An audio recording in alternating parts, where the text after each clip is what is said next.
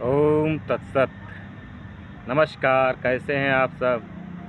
आशा है भगवान की कृपा से ठीक ठाक होंगे। आज जो है एक बहुत ही सुंदर और प्रेरक एक कथानक याद आया है, जो कि यूँ इस प्रकार है कि एक बार की बात है बहुत समय पहले की। एक राजा था जो कि बहुत ही गुस्से वाला था। उसे थोड़ी थोड़ी बात में गुस्सा आ जाता था, और गुस्सा भी उसका इतना अद्भुत था कि वह जिसके ऊपर भी गुस्सा हो जाता था उसे बहुत ही अमानवीय सज़ा दे देता था। छोटी सी बात के लिए बहुत ही क्रूर सज़ा दे देता था। सज़ा जैसे किसी को रात भर बर्फ़ के ठंडे पानी में खड़ा रहना ठंडी के समय। और ऐसी सज़ा ही एक बार की बात है कि उसे अपने महामंत्री पर गुस्सा आ गया छोटी सी बात को लेकर। तो उसने जो है अपने ही मंत्री को रात भर ठंडे पानी में खड़ा रहने का आदेश दे दिया।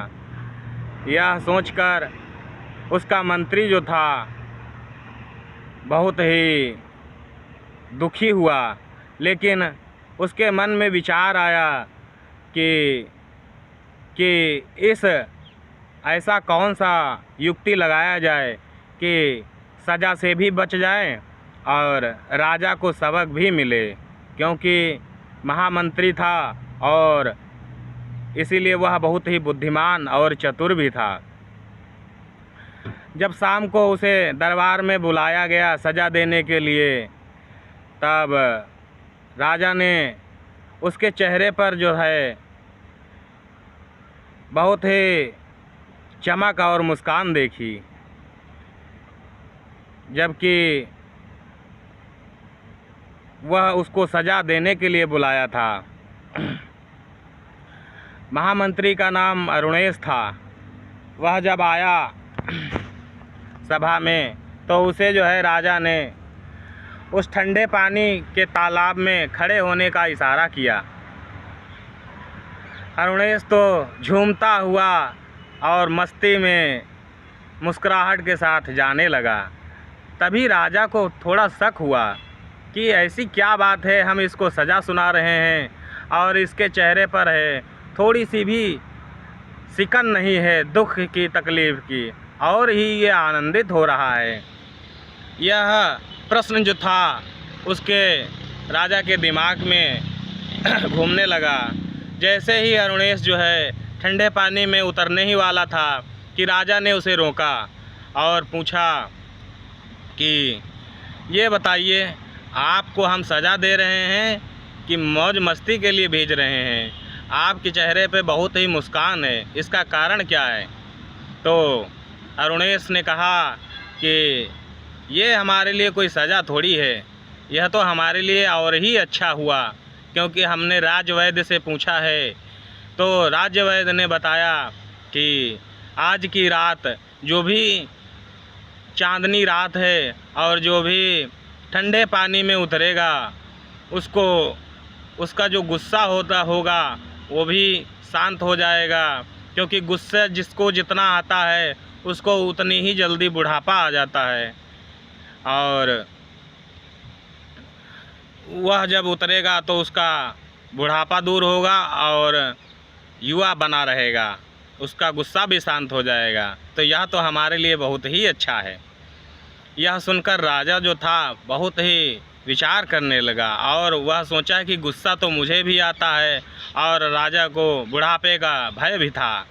यह सुनकर राजा ने उस महामंत्री को मना कर दिया। कहा, यह जो आज का उपचार है गुस्से का, यह मैं लूँगा, तुम नहीं, क्योंकि मुझे भी बहुत ज़्यादा गुस्सा आता है और मुझे बुढ़ापे का बहुत ही भय है।